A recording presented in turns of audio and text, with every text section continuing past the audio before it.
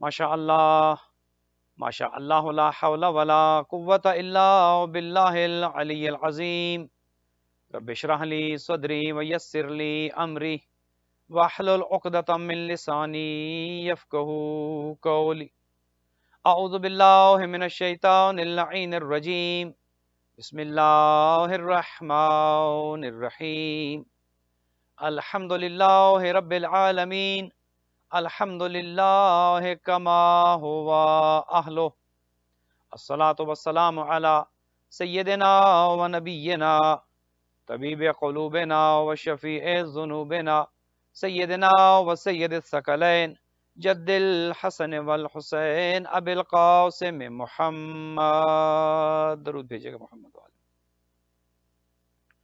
والصلاة والسلام علی اہل بیتہ الطیبین الطاہرین المعصومین الغر المیامین المنتجبین المکرمین الذین اذهب اللہ عنہم الرجس وطہرہم تطہیرا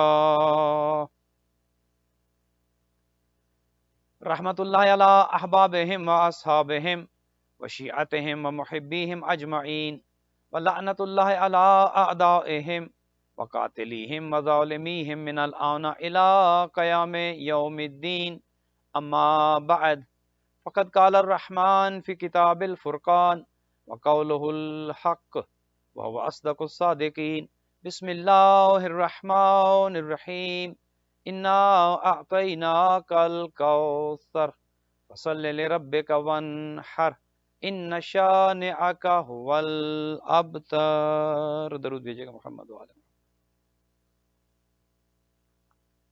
مومنین مومنات خدا بند متعال سے دعا گو ہوں کہ آج کی یہ مجلس شہادت خاتون جنت خاتون قیامت حضرت فاطمہ الزہرا سلام اللہ علیہا کا انعقاد کرنے والے مومنین کے گھروں پر خدا رحمتیں برکتیں نازل فرمائے۔ جتنے بھی منتظمین ہیں جناب خاور علی خابری صاحب سمیت کہ جو آج کے اس پورے پروگرام کو کنڈکٹ کر رہے ہیں، جناب امتیاز چودھری امتیاز صاحب اور دیگر مومنین جو والنٹیئرز ہیں جو اس کو پوری دنیا میں آن لائن بھیج رہے ہیں، خدا بند متعال سب کو اجر جزیل عطا فرمائے۔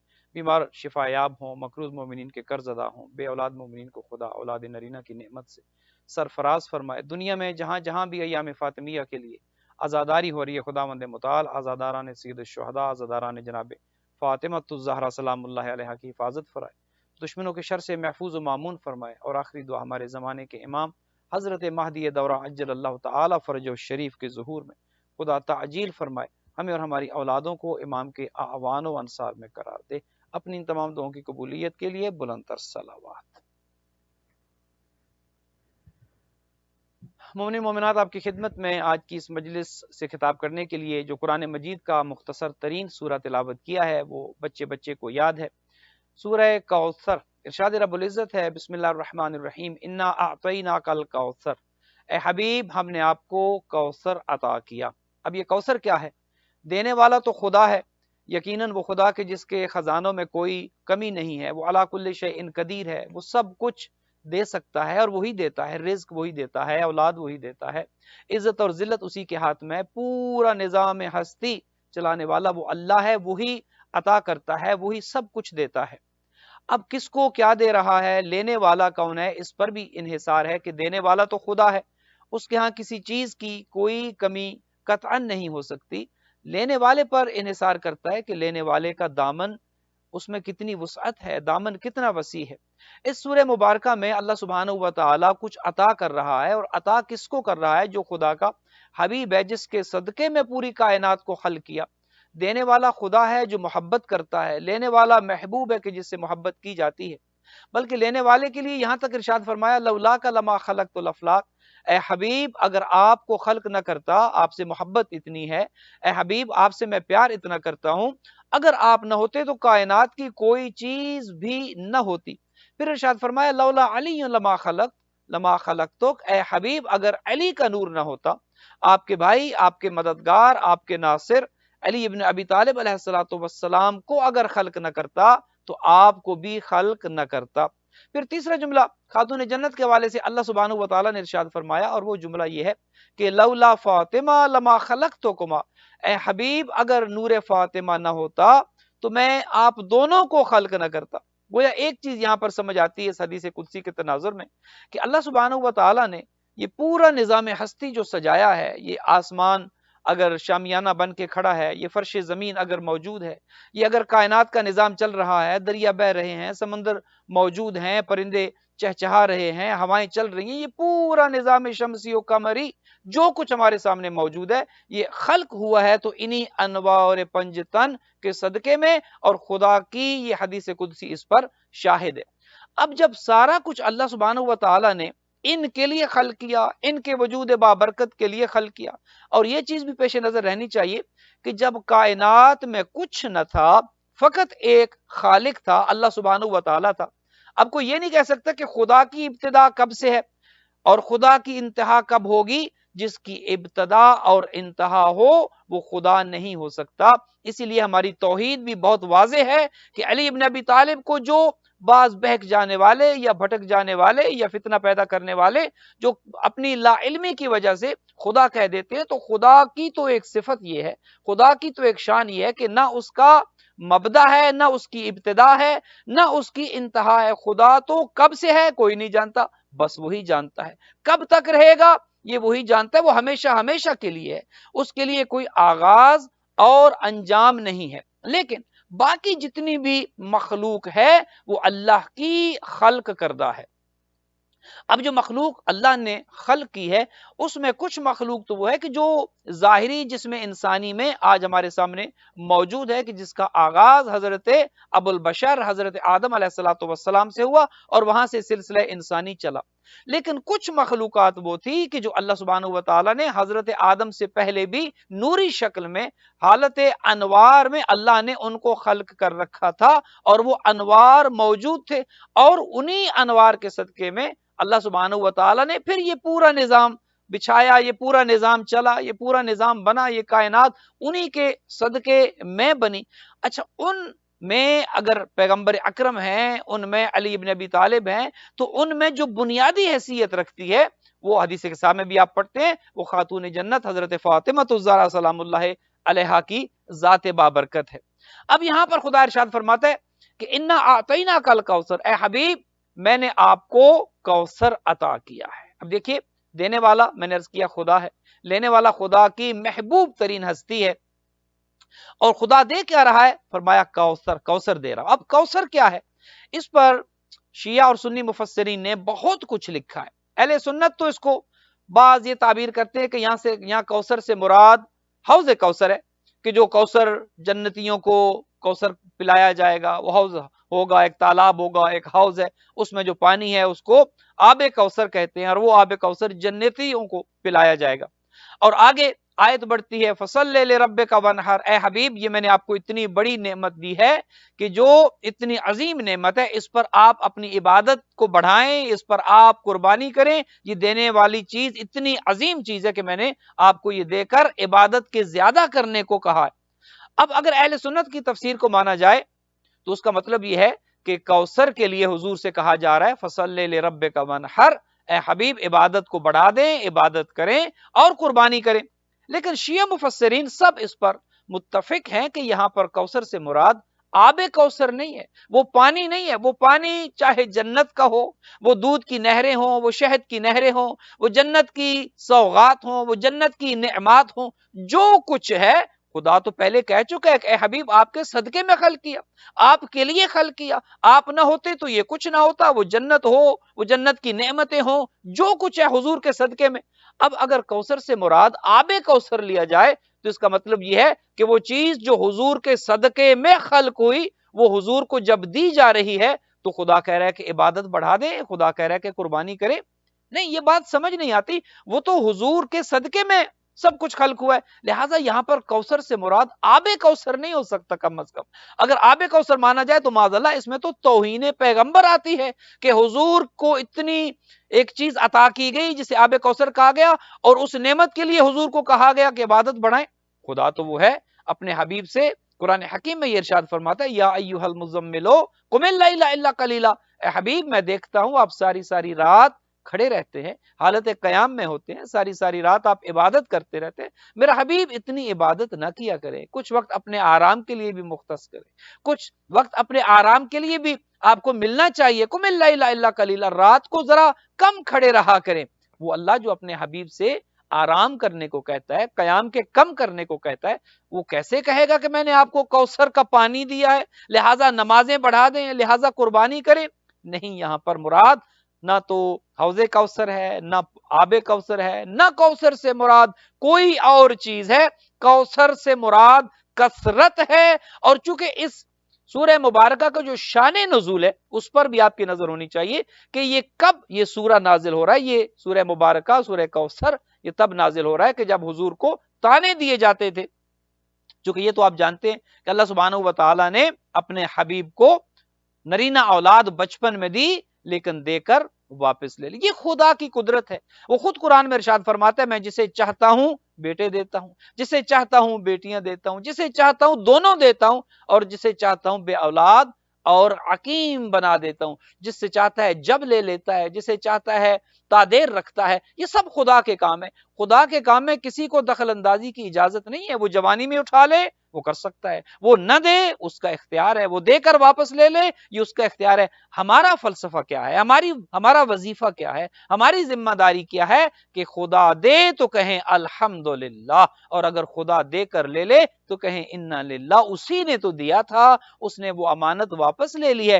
گو کہ بعض اوقات صبر مشکل ہو جاتا ہے۔ جوان اولاد، خدا ایسے امتیاز کے درجات کو بھی متعالی کرے، ایسے نوجوانوں کا چلے جانا یقیناً یہ ایک بہت بڑا صدمہ ہوتا ہے، لیکن خدا جب اپنے حبیب کو اولاد نرینہ بچپن میں دے کر واپس لے رہا ہے تو جب احمد مختار سے دے کر واپس لے لے تو آپ اور میں کہاں کھڑے ہیں؟ ہم تو حضور کی جوتیوں کے صدقے میں ہمارا وجود آج موجود ہے۔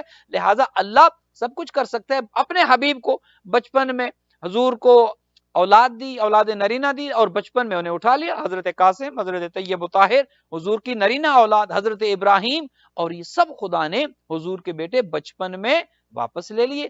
اب جب نرینہ اولاد نہ رہی تو دشمن تو خوش ہوئے، دشمن کو موقع مل گیا، اور وہ یہ کہنے لگے، ابن وائل اور دیگر جتنے بھی کفار و مشرکین کے سردار تھے وہ سب یہ کہنے لگے کہ دیکھو ان کا مشن ان کی ذات تک ہے، ان کی نرینہ اولاد تو رہی نہیں، بیٹے تو خدا نے واپس لے لیے، لہٰذا اب ان کا مشن، اب ان کا مقصد فقط ان کی ذات تک ہے۔ یہ حضور دنیا سے چلے جائیں گے، ان کا مشن، ان کا کام ختم ہو جائے گا۔ لہٰذا وہ خوش ہوتے حضور کو معاذ اللہ بے اولاد، اور حضور کو دم بریدہ اور حضور کی نسل کو قطع کرنے والے تانے دیا کرتے۔ اب یہ اللہ کا اور اللہ سبحانہ و تعالیٰ کا کیا عجیب انداز ہے کہ جب بھی حبیب خدا ہوں یا علی مرتضی ہوں، چونکہ ایک اچھے دوست کی ایک نشانی یہ بھی ہوتی ہے، اور خدا کرے کہ اس بات کو بھی ہم سمجھیں اور اپنی ذات پر اس کو اپلائی بھی کریں۔ اچھے دوست کی خاصیت یہ ہوتی ہے کہ جب اس کے دوست کو کچھ برا بھلا کسی محفل میں کہا جائے جہاں پر وہ خود موجود نہ ہو، اس کا دوست موجود ہو، تو اچھا دوست وہ ہوتا ہے جو اپنے دوست کا دفاع کرتا ہے۔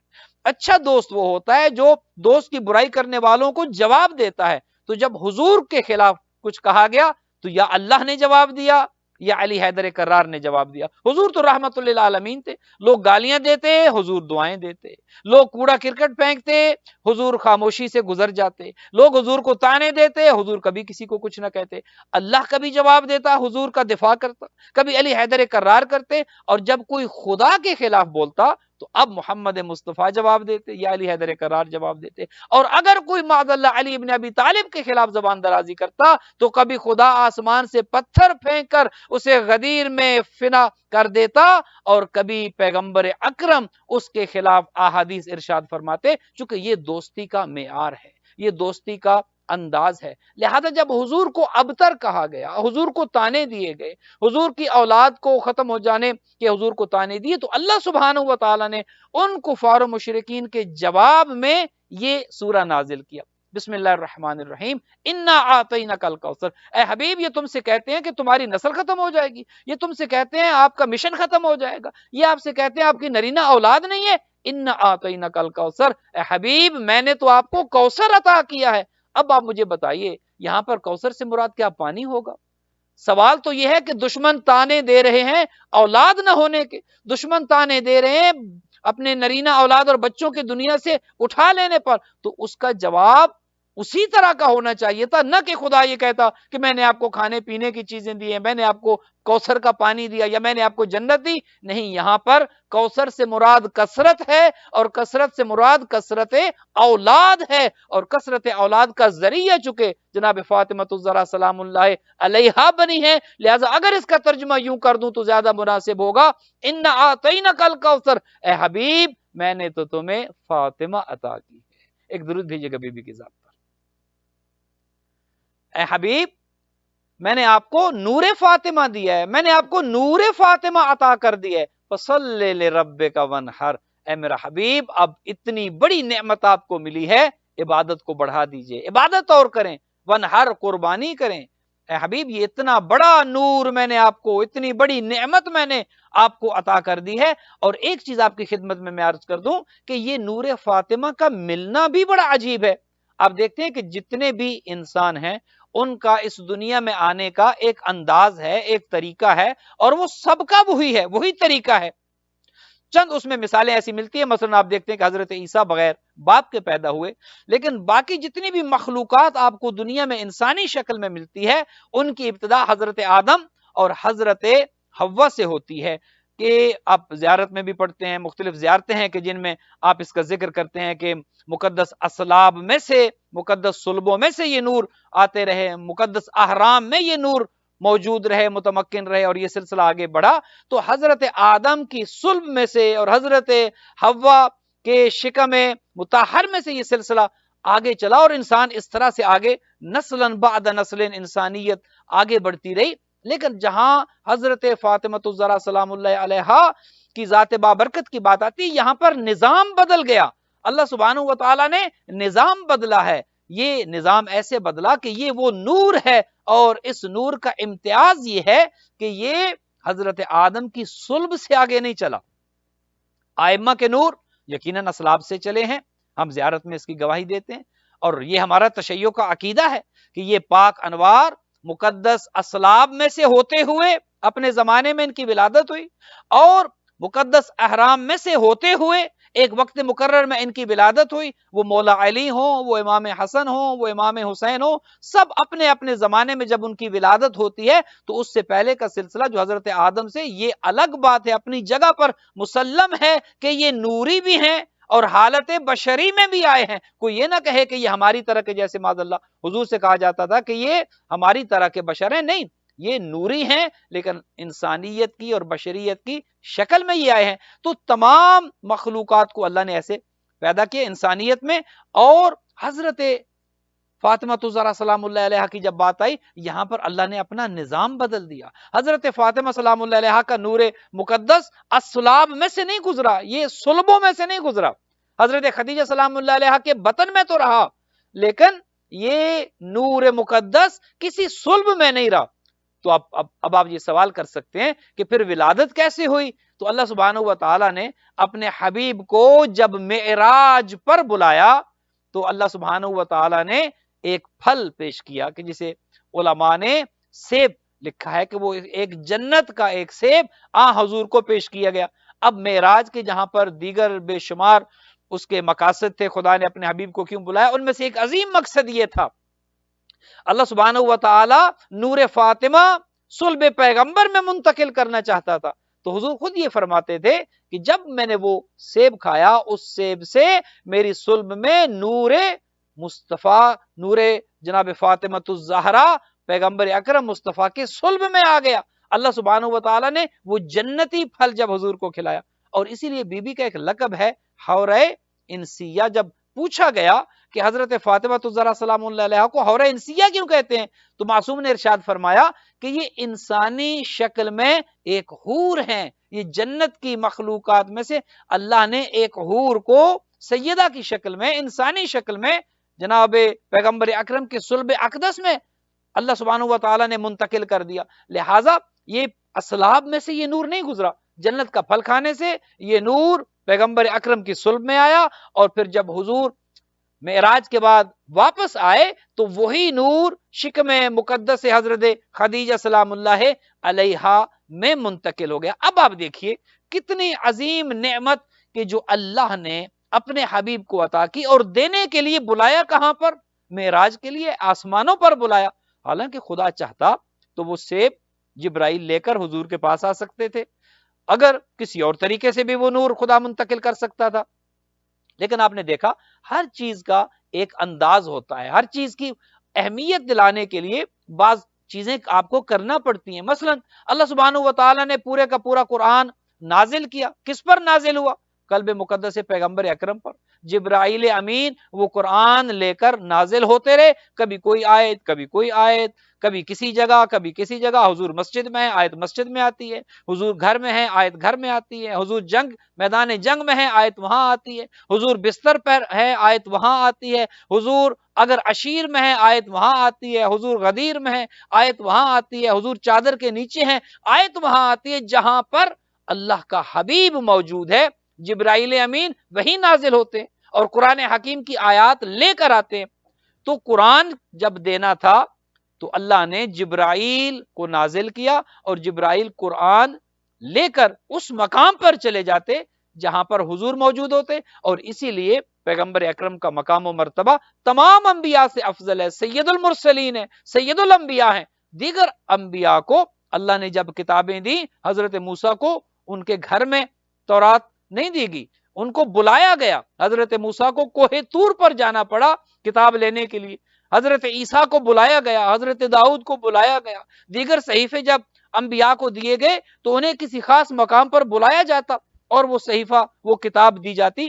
لیکن پیغمبر اکرم چونکہ سید الانبیاء ہے, حضور کو جب اللہ نے قرآن دیا تو بلایا نہیں, بلکہ حضور جہاں ہوتے جبرائیل وہیں پہنچ جاتے.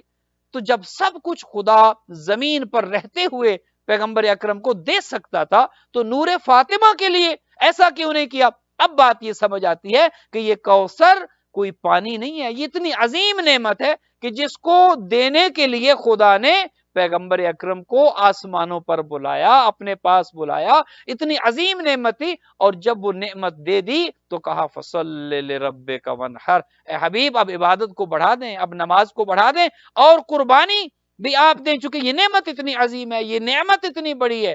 ان شانئک ھو الابتر. اور دیکھو جو نعمت میں نے آپ کو دے دی ہے, یہ جو آپ سے کہتے ہیں نا کہ آپ کی نسل ختم ہو جائے گی, اے حبیب آپ کا دشمن ختم ہو جائے گا, آپ کو تانا دینے والوں کی نسل ختم ہو جائے گی. میں نے تو کوثر دی ہے, میں نے تو آپ کو کثرت دی ہے, میں نے تو آپ کو جناب فاطمہ کے ذریعے اولاد کی کثرت دے دی ہے. اب دنیا بھر میں کسی کونے میں چلے جائیں, کسی خطے میں چلے جائیں, کسی زبان بولنے والے علاقے میں چلے جائیں, آپ کو ہر جگہ پر سادات ملیں گے, آپ کو ہر جگہ پر اولاد فاطمہ ملے گی. کسی مقام پر آپ کو نہ ابو سفیان کی اولاد ملے گی, نہ ابن وائل کی اولاد ملے گی, نہ ابو جہل کی اولاد ملے گی, نہ ابو لہب کی اولاد ملے گی. چونکہ اللہ سبحانہ و تعالی نے قرآن میں یہ اعلان کر دیا, ان شانئک ھو الابتر, اے حبیب آپ کی اولاد تو دنیا میں موجود رہے گی, کائنات چھلکے گی, زمین چھلکے گی آپ کی اولاد کے وجود بابرکت سے, لیکن آپ کا دشمن بے نام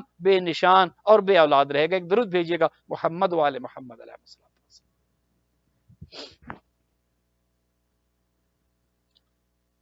اتنا عظیم نور اللہ سبحانہ و تعالی نے اپنے حبیب کو دیا, اور اسی وجہ سے چونکہ اس نور کی عظمت اتنی زیادہ ہے, حضور جب بھی سیدہ آتی کھڑے ہو جاتے. اب دیکھیے نا, یہ ہم سنتے ہیں, آپ علماء و ذاکرین سے سنتے ہیں کہ حضور کا معمول یہ تھا کہ جب بھی بی بی آتی حضور کھڑے ہو جاتے. اب آپ اپنے آپ سے سوال کر سکتے ہیں کہ وجہ کیا ہے, کھڑے ہونے کی وجہ کیا ہے؟ ایک بیٹی کے لیے ہم سب دیکھتے ہیں باپ کھڑا نہیں ہوتا, باپ کے لیے بیٹی کھڑی ہوتی. باپ آتا ہے تو بیٹی کھڑی ہو جاتی ہے, نہ کہ بیٹی کے آنے پر احترام میں باپ کھڑا ہو جائے. اب یہ بات سمجھ آتی ہے کہ حضور جب یہ عمل کیا کرتے تھے تو حضور اپنی مرضی سے عمل نہیں کیا کرتے تھے, چونکہ اللہ سبحانہ و تعالیٰ, ویسے قرآن خود کہتا ہے کہ وما ينطق عن الهوى ان هو الا وحی یوحى, کہ میرا حبیب تو نطق ہی نہیں کرتا, کلام ہی نہیں کرتا, گفتگو ہی نہیں کرتا, جو کرتا ہے وہ میری وحی ہوتی ہے, وہ میری طرف سے ہوتا ہے. حضور جو عمل انجام دیتے ہیں وہ مرضی خدا کے تحت ہوتا ہے. اب حضور کا اٹھنا اپنی مرضی سے نہیں ہے, حضور کا اٹھنا تو مرضی خدا کے تابع ہے. اب یہ بات سمجھیے کہ ایک بیٹی کے آنے پر باپ تو کھڑا نہیں ہوتا, باپ کے آنے پر بیٹی, تو پھر حضور کیوں کھڑا ہوا کرتے تھے؟ چونکہ اللہ سبحانہ و تعالی یہ چاہتا تھا کہ اے حبیب جب میں نے آپ کو یہ نعمت دی، یہ نور دیا، یہ اتنی عظیم نعمت دی، اور میں نے یہ کہا کہ اے حبیب میں نے تو آپ کو فاطمہ عطا کر دی ہے، تو اب یہ نعمت اتنی عظیم ہے، جہاں پر عبادت کو بڑھانا ہے، جہاں پر قربانی کرنی ہے، وہاں پر فاطمہ کی شان اتنی ہے کہ وہ کہ جس کے آنے پر کائنات کھڑی ہو جاتی ہو، وہ نبی کے جس کے آنے پر آدم سے لے کر عیسیٰ تک 1,23,999 انبیاء کھڑے ہو جاتے ہوں، وہ نبی کے جس کے آنے پر پوری انسانیت کھڑی ہو جائے، وہ نبی کے جس کے آنے پر ملائکہ کھڑے ہو جائیں، وہ نبی اس کے لیے کھڑا ہو جس کی وجہ سے اس کا نام بھی باقی رہے گا اور جس کی وجہ سے اس کا کام بھی باقی رہے گا۔ نور فاطمہ اتنی بڑی نعمت ہے، اتنی عظیم نعمت ہے کہ حبیب جب بھی فاطمہ آئے، جب فاطمہ آئے، آپ نے فاطمہ کی شان کو دیکھتے ہوئے کھڑا ہو جانا ہے۔ فاطمہ کا مقام اتنا، اور پھر ایک مرتبہ تو اعتراض کیا گیا حضور کی زندگی میں، حضور کی ایک زوجہ نے اسی بات پر اعتراض کیا کہ یا رسول اللہ میں دیکھتی ہوں جب بھی فاطمہ آتی ہیں آپ احترام میں کھڑے ہو جاتے ہیں، جب بھی فاطمہ آتی ہیں آپ فاطمہ کے بوسے لیتے ہیں، آپ اپنی بیٹی کا ذکر کرتے ہیں، آپ اپنی بیٹی کا منہ چومتے ہیں، آپ اپنی بیٹی کا ماتھا چومتے ہیں، اس کی وجہ کیا ہے؟ چونکہ ظاہر ہے آپ سوال کرنے والے اور پوچھنے والے کی نیت کو تو خدا جانتا ہے کس نیت سے سوال کیا گیا ہوگا، لیکن حضور نے کیا عجیب جواب دیا۔ حضور نے رحمت للعالمین نے اپنی بیٹی کو چومتے ہوئے جواب یہ دیا کہ یہ فاطمہ کوئی عام ہستی، عام مخلوق نہیں ہے، یہ فاطمہ چونکہ حور انسیہ ہے، یہ جنت کی ایک حور ہے کہ جو انسانی شکل میں یہ نور فاطمہ مجھے عطا کیا گیا ہے، لہٰذا جب بھی میں جنت کا مشتاق ہوتا ہوں میں فاطمہ کا بوسہ لیتا ہوں، مجھے وہی خوشبو محسوس ہوتی ہے جو میں نے معراج پر جنت کی خوشبو کو محسوس کیا تھا۔ چونکہ فاطمہ سیدۃ النساء العالمین ہے، جہاں پر تمام عورتوں کی سردار ہیں، وہاں پر بی بی فاطمہ جنت کی عورتوں کی سردار ہے، کائنات کی عورتوں کی سردار ہے۔ اور یہی ایک فرق جو ہے حضرت مریم سلام اللہ علیہا میں اور خاتون جنت میں، ایک بنیادی فرق یہ ہے۔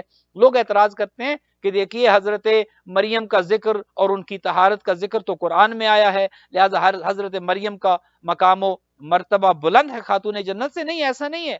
حضرت مریم یقیناً سردار ہیں خواتین کی، لیکن اپنے زمانے کی خواتین کی سردار ہیں۔ ان کے زمانے میں جو خواتین تھیں وہ ان کی سیدہ تھیں، وہ ان کی سردار تھیں، لیکن خاتون جنت تو قیامت تک آنے والی جتنی بھی خواتین ہیں ان میں حضرت مریم سلام اللہ علیہا بھی شامل ہیں۔ تمام خواتین کی سردار حضرت فاطمہ الزہرا سلام اللہ علیہا، اور یہ پورے کا پورا خاندان ہی سرداروں کا خاندان ہے۔ پیغمبر اکرم دیکھیں سید الانبیاء، نبیوں کے سردار، شوہر دیکھیں سید الاوصیاء، اوصیاء اور وصیوں کے سردار، خود بی بی ہیں سیدۃ النساء العالمین، عالمین کی خواتین کی سردار۔ اور دیکھیے خدا نے جہاں پر اپنے لیے یہ کہا الحمدللہ رب العالمین، تمام تعریفیں اس اللہ کے لیے ہیں جو عالمین کا رب ہے، عالمین کا پروردگار ہے، اس اپنی کنیز کے لیے، خاتون جنت کے لیے یہ کہا کہ سیدۃ النساء العالمین، وہ اللہ پورے عالمین کا جو رب ہے، پورے عالمین کا جو پالنے والا ہے، اس پورے عالمین کی جتنی بھی خواتین ہیں خاتون جنت ان سب کی سردار ہے۔ تو لوگ کہتے ہیں کہ دیکھیے حضرت مریم کا ذکر تو قرآن میں ہے، حضرت مریم کی طہارت تو قرآن میں ہے، ہاں اس میں کوئی شک نہیں ہے۔ حضرت مریم کے بارے میں اللہ سبحانہ و تعالی نے کہا کہ جب ملائکہ نے کہا یا مریم ان اللہ اصطفاک وطہرک واصطفاک علی النساء العالمین، اے مریم اللہ نے آپ کو چنا ہے، پاک و پاکیزہ بنایا ہے اور اپنے زمانے کی خواتین کا سردار بنایا ہے۔ یہاں پر حضرت مریم کے لیے ایک مرتبہ طہرہ کے لفظ آیا ہے، لیکن خاتون جنت کے لیے انما یرید اللہ میں 2 مرتبہ یطہرکم تطہیرا کا لفظ آیا ہے۔ طہارت 2 مرتبہ آئی ہے خاتون جنت کے لیے، چونکہ خاتون جنت، خاتون قیامت، دختر نیک اختر پیغمبر اکرم کا مقام و مرتبہ تمام خواتین سے افضل ہے۔ اور یہی ایک وجہ ہے کہ وہ حضور کی ازواج ہوں، وہ دیگر خواتین ہوں، وہ اپنے زمانے میں آنے والی کوئی بھی خاتون ہو، حضرت آسیہ بنت مزاحم ہوں، حضرت مریم ہوں، حضرت حوا ہوں، حضرت جتنی بھی خواتین ہوں، تمام خواتین سے مقام و مرتبہ افضل ہے۔ اور یہی ایک وجہ تھی کہ حضور اس خاتون جنت، خاتون قیامت کے احترام کے لیے کھڑے ہو جایا کرتے تھے۔ ایک درود بھیجیے گا محمد و آل محمد پر۔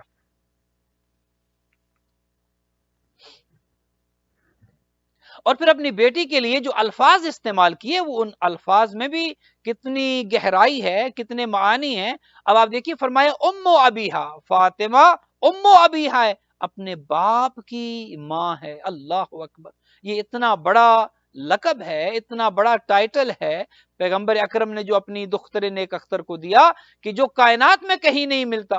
بیٹی پیغمبر اکرم کی بیٹی ہے، لیکن پیغمبر فرماتے ہیں یہ اپنے باپ کی ماں ہے، تو پتہ یہ چلتا ہے کہ خاتون جنت نے کردار وہ نبھایا ہے، اس طرح سے اپنے بابا کے ساتھ رہی ہیں کہ ایک انداز یوں لگتا تھا کہ جیسے ماں، چونکہ حضور بچپن میں یتیم ہو گئے، دنیا میں آنے سے پہلے والد کا انتقال ہو گیا، دنیا میں آنے کے کچھ سال گزرنے کے بعد والدہ کا انتقال ہو گیا، تو یہ خاتون جنت اپنے بابا کے لیے ایسے ان کا کردار رہا کہ جیسے ایک ماں کا کردار ہوتا ہے۔ اتنا اللہ سبحانہ و تعالیٰ نے اس بی بی کو شرف دیا کہ جس طرح ایک ماں اپنے بچوں کے لیے ہوتی ہے، یہ بی بی اپنے بابا کے لیے اس طرح سے تھی۔ لیکن پیغمبر نے جو احترام اپنی بیٹی کو دیا، یہ اس میں کوئی شک نہیں ہے کہ بیٹی تھی، لیکن پیغمبر نے چونکہ امو ابیہا باپ کی بھی ماں، لہٰذا حضور نے بعض مقامات تو ایسے ملتے ہیں کہ انسان کی عقل دنگ رہ جاتی ہے، اتنی عظمت، اتنا شرف، اتنا مقام و مرتبہ خاتون جنت کے لیے۔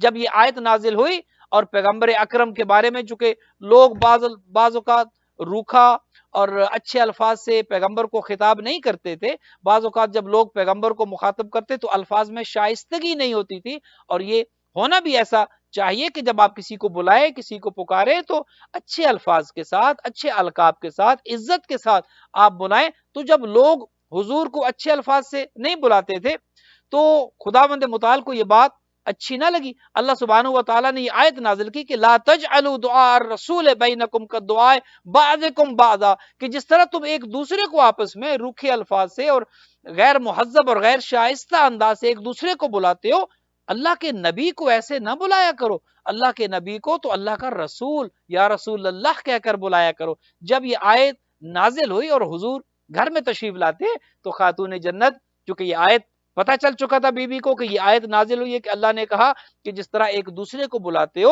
میرے حبیب کو ایسے نہ بلایا کرو ان الفاظ میں، میرے حبیب کو تو اچھے انداز میں، محبت کے ساتھ، شائستگی کے ساتھ بلایا کرو۔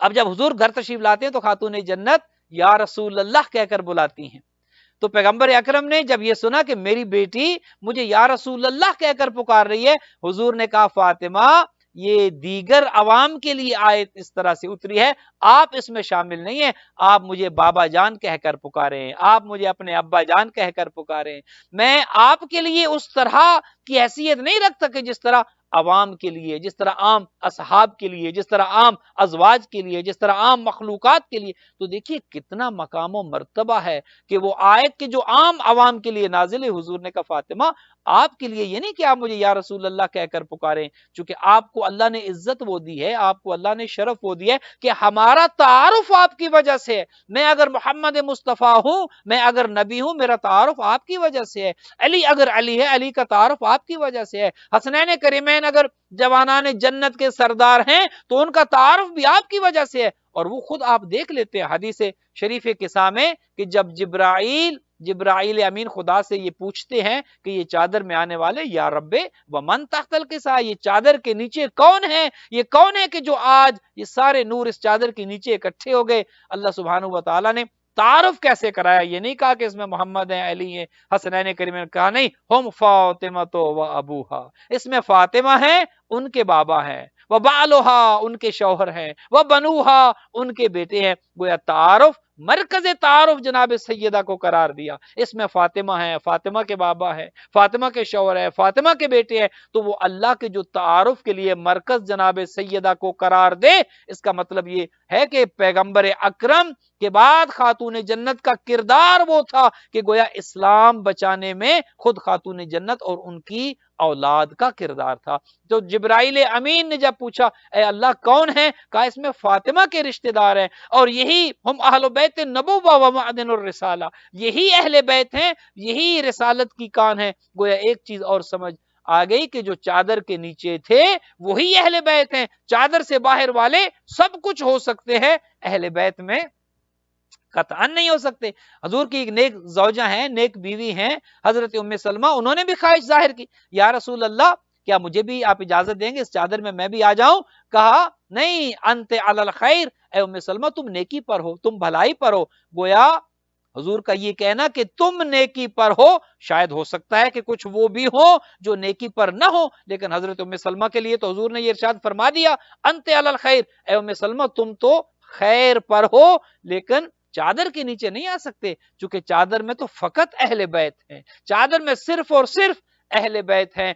एक चीज और समझ आ गई कि जब अल्लाह ने तारुफ जनाब सैयदा से कराया, फातिमा के बाबा, फातिमा के शौहर, फातिमा के बेटे, और यही अहले बैत हैं, तो अब हुजूर के रिश्तेदार अहले बैत नहीं है कि जिनकी रिश्तेदारी, जिनका ताल्लुक हुजूर के साथ है वो अहले बैत नहीं है। अहले बैत वो है कि जिनकी रिश्तेदारी फातिमा के साथ है, जो फातिमा के बाबा, फातिमा के शौहर, फातिमा के बच्चे, जिनका ताल्लुक हुजूर के साथ है, वो लायक एहतराम तो हो सकते हैं, अहले बैत में नहीं हो सकते। अहले बैत में फकत वो हैं जिनका ताल्लुक खातून जन्नत हजरत फातिमा ज़हरा सलामुल्लाह अलैहा के साथ है। एक दरूद भेजिएगा बीबी की जात पर।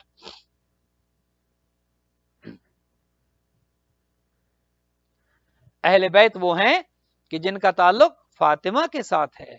अब जिब्राइल ने कहा, या रब्बे आता अज़नुली अन अहबिता इलल अर्द लिअकूना माअहुम सादिसन, ए अल्लाह मुझे भी इजाजत दे, मैं भी जमीन पर नाजिल हूं, मैं भी जमीन पर जाऊं और उनमें छठा हो जाऊं, वो जो 5 हैं उनमें मैं भी चला जाऊं, मुझे इजाजत दो। तो खुदावंद मुताल ने कहा, कद अज़िन तो लक, मैंने तुझे इजाजत दी, जाओ जिब्राइल वहाबतल अमीन जिब्राइल, जिब्राइल नाजिल होते हैं और आकर, अब देखिए ना, हजरत जिब्राइल खुदा से इजाजत लेकर जमीन पर नाजिल होते हैं, उन 5 अनवार में चादर के नीचे शामिल होने के लिए अल्लाह ने इजाजत दे दी है। जब जिब्राइल अमीन जमीन पर खाने जनाब सैयदा में नाजिल होते हैं और तशरीफ लाते हैं तो सलाम करते हैं, अस्सलामु अलैकुम या अहल बैत नबुव्वा, ए नबुव्वत के घर वालों तुम पर मेरा सलाम हो। फिर इजाजत लेते हैं, क्या मुझे इजाजत है कि मैं भी इस चादर के नीचे आप में शामिल हो जाऊं? हुजूर से इजाजत ली जाती है।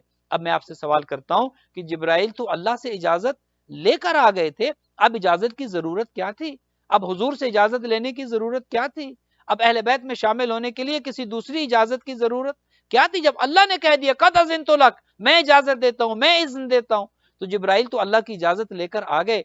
लेकिन जिब्राइल जानते हैं ये कोई आम घर नहीं है, ये चादर के नीचे बैठे रहने वाले कोई आम मखलूकात नहीं है, इनमें जनाब सैयदा का नूर है, जनाब फातिमा ज़हरा इस चादर के नीचे मौजूद हैं। फातिमा की इज्जत इतनी है, फातिमा का मकाम इतना है, फातिमा का शरफ इतना है। तो जिब्राइल आकर फिर इजाजत लेते हैं, जब इजाजत मिलती है तो जिब्राइल उस चादर के नीचे दाखिल होते हैं। मैं आपसे कहूंगा, अल्लाह के फरिश्ते इस खानदान, इस घर की इज्जत को समझते हैं, इस घर की बरकत, इस घर के मकाम मर्तबा को समझते हैं। फरिश्ते तो इजाजत लेते हैं। अफसोस उन मुसलमानों पर कि जो इसी दरवाजे पर आकर जमा हो जाते हैं और इजाजत नहीं ली जाती। वो दरवाजा कि जिस पर पैगंबर अकरम रुक जाते हों, वो दरवाजा कि जिस पर हुजूर बगैर इजाजत के अंदर दाखिल न होते हों, वो दरवाजा कि जहां पर हुजूर इन्नमा युरीदुल्लाहु लियुज़हिबा की आयत की तिलावत करते हो, अहले बैत को सलाम करते हो। अब देखिए लोग एतराज करते हैं, शिया रोते हैं, शिया मातम करते हैं, शिया आजादारी करते हैं। मैं आपसे कहूंगा, आप देखिए 28 सफर को तो हुजूर का विसाल होता है और 3 दिन के बाद 2 रबीउल अव्वल को उसी दरवाजे पर जिसका एहतराम इतना है, फरिश्ते रुक जाते हैं, मलकुल मौत जो कहीं नहीं रुकता वो रुक जाता है, जिब्राइल इजाजत लेते हैं। उस दरवाजे पर मुसलमान लकड़ियां लेकर आ जाएं, मुसलमान आग लेकर आ जाएं, मुसलमान धमकियां देना शुरू कर दें, और शिया सब ने लिखा है कि फकत धमकियां नहीं थी, उस दरवाजे को आग लगा दी गई। अब मैं आपसे पूछता हूं, क्या कोई बाज़मीर इंसान, क्या कोई अक्ल और फहम और फरासत रखने वाला इंसान इस पर रोएगा नहीं तो क्या करेगा? इस पर गिरिया और मातम नहीं करेगा तो क्या करेगा? वो नबी के जो अपनी बेटी का इतना एहतराम करते हों, वो नबी के जो अल्लाह कहे कि मेरी कनीज की इज्जत और मकाम और मर्तबा इतना है, और हुजूर रुक जाते हो दरवाजे पर, तो मुसलमानों ने उस दरवाजे की कितनी तकरीम की? आप खुद बताइए, क्या उस दरवाजे को आग लगाई गई इसी लायक था? क्या हुजूर जहां पर खड़े हो जाते, हुजूर जिस बीबी की आने کہ احترام میں عزت کرتے اور کھڑے ہو جاتے، کیا اس بی بی کے اوپر دروازہ گرانا یہ قابل برداشت بات ہے؟ میں کہتا ہوں شیعہ کے رونے پر اعتراض کرنے والوں، تم یہ کیوں نہیں کہتے کہ شیعہ مر کیوں نہیں گئے؟ اتنے واقعات ہوئے، 3 دن کے بعد میں آپ سے پوچھتا ہوں، ہماری کمیونٹیز میں بھی لوگوں کا انتقال ہو جاتا ہے، میت ہو جاتی ہے، لوگ مر جاتے ہیں، دستور یہ ہے چاہے کوئی جاننے والا ہو یا نہ جاننے والا ہو، وہ آ جاتے ہیں، وہ غم کو بانٹتے ہیں، وہ افسوس کرتے ہیں، وہ پرسہ دیتے ہیں، وہ تعزیت پیش کرتے ہیں۔ مدینہ والوں کو چاہیے تو یہ تھا، حضور کے اصحاب کو مدینہ میں 1.25 صحابی تو ابھی کچھ 2 مہینے 10 دن پہلے حضور کے ساتھ تھے کہ جو کلمہ پڑھتے تھے، لیکن جب حضور کا وصال ہوا 3 دنوں کے بعد اسی دروازے پر حالت یہ ہے کہ آوازیں دی جا رہی ہیں، دروازہ کھولو، اندر سے آواز آتی ہے، جانتے ہو یہ کس کا گھر ہے؟ جانتے ہو یہ کس کا دروازہ ہے؟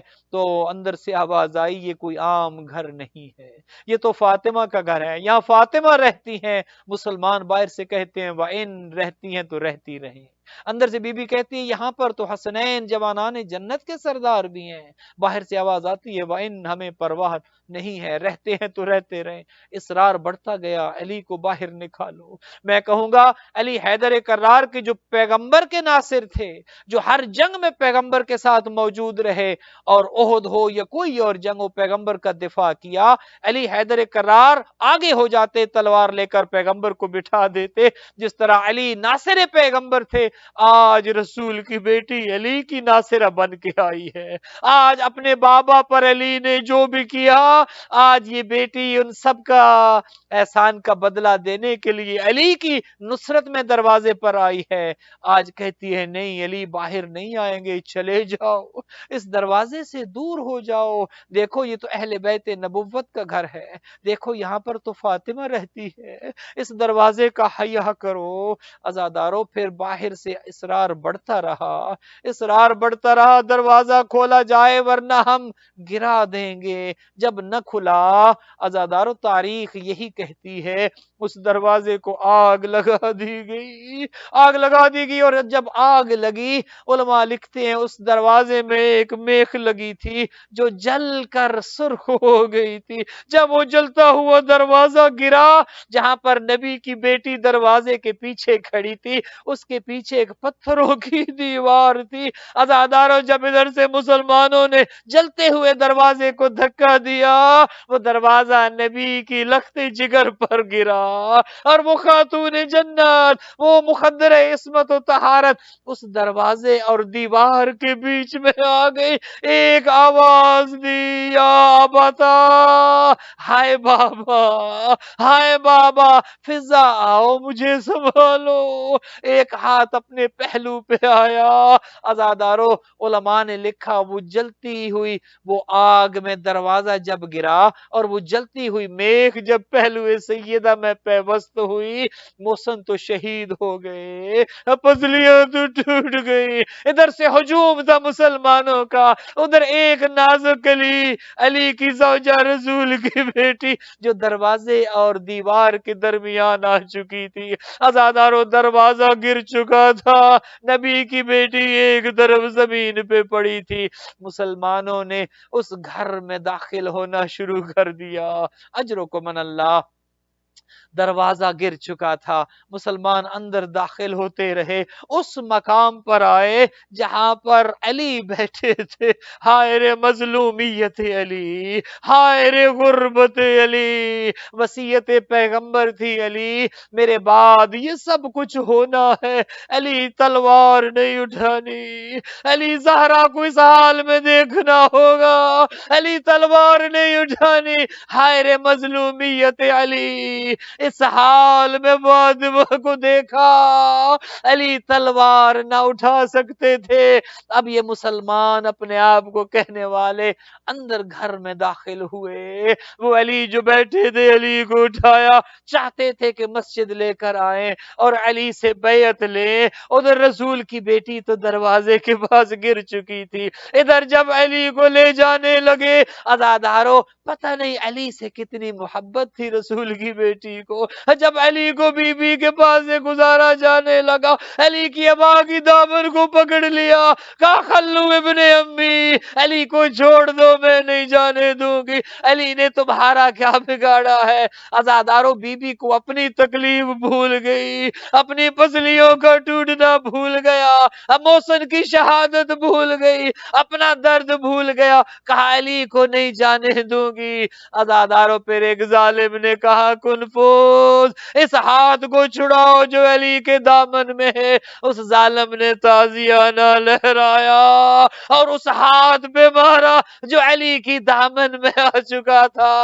عزادارو، وہ ہاتھ اس تازیانے کے پڑنے سے ٹوٹا، اور تاریخ یہی لکھتی ہے جب تک نبی کی بیٹی جیتی رہی دائیں ہاتھ سے تسبیح نہ پڑھ سکتی تھی۔ عزادارو، زیادہ دن زندہ نہیں رہی، اپنے بابا کے جانے کے بعد 75 دن یا 95 دن زندہ رہی، اور یہ دعائیں کرتی رہی، اللہم عجل وفاتی، او اللہ میری موت جلدی بھیج، او اللہ فاطمہ زندہ نہیں رہنا چاہتی۔ کبھی کہتی یا ابدا سبت علیہ مصائب لو انہا، بابا مجھ پر اتنے ظلم آئے، بابا مجھے اتنی اذیت دی گئی، بابا جو اگر پہاڑوں پر آتی ریزہ ریزہ ہو جاتے، بابا وہ سمیت روشن دنوں پہ آتی سیاہ راتوں میں تبدیل ہو جاتے۔ عزادارو، نبی کی بیٹی کیسے زندہ رہی، بابا بابا کرتی رہی، رونے پہ پابندیاں، کبھی گھر میں رونے سے منع کیا گیا، کبھی علی نے بیت الحزن بنایا، مسلمانوں نے وہ بھی گرا دیا۔ عزادارو، پھر وہ وقت آیا، بی بی نے امیر المومنین کو بلایا، علی میرے قریب آؤ، میں کچھ وصیتیں کرنا چاہتی ہوں۔ عزادارو، وصیتیں کی بی بی نے اور روح پرواز کر گئی۔ عزادارو، تاریخ یہی کہتی ہے مولا علی نے اپنے ہاتھوں سے غسل دیا، حالانکہ غسل کی حاجت نہ تھی، اپنے ہاتھوں سے کفن پہنایا، اور حالت یہ تھی غسل دیتے ہوئے علی جیسے بہادر کی چیخ بلند ہوئی، علی روتے ہوئے باہر آئے اور دروازے پر سلمان کھڑے دیکھا، مولا اب کیا ہوا؟ آپ کی آنکھوں میں آنسو کیوں؟ کہا اے سلمان، میں نے بنت پیغمبر کے جسم پر وہ زخم بھی دیکھے ہیں جو رسول زادی مجھ سے بھی چھپاتی رہی۔ عزادارو، غسل و کفن دیا، علی نے اپنے بچوں کو بلایا، مجلس تمام ہو رہی ہے، میں آپ کی زحمتیں تمام کر رہا ہوں۔ عزادارو، علی نے اپنے بچوں کو بلایا، آؤ حسن ماں سے ودا کر لو، آؤ زینب ماں سے ودا کر لو۔ تاریخ یہ کہتی ہے حسن مولا آتے ہیں، اپنی ماں کے جنازے کی سرہانے کی جانب آ کر کھڑے ہو جاتے ہیں، اپنی ماں کو آخری ودا کرنا چاہتے ہیں۔ بی بی زینب آتی ہیں، پائنتی کی جانب کھڑی ہو جاتی ہیں، بی بی ام کلثوم آتی ہیں۔ عزادارو، جب سب آ گئے، غریب کربلا نہ آئے۔ علی نے ادھر ادھر دیکھا، حسین اپنی ماں سے ودا نہ کرو گے، حسین اپنی ماں کو خدا حافظ نہ کہو گے؟ کہا بابا ہمیں فخر عیسیٰ، میری ماں فخر مریم، مریم نے کفن سے بلایا تھا عیسیٰ کو، عیسیٰ اپنی ماں سے لپٹ گئے تھے، بابا نہ میں عیسیٰ سے کم ہوں نہ میری ماں مریم سے کم ہے، بابا آج مجھے میری ماں بلائے گی تو میں ودا کرنے آؤں گا۔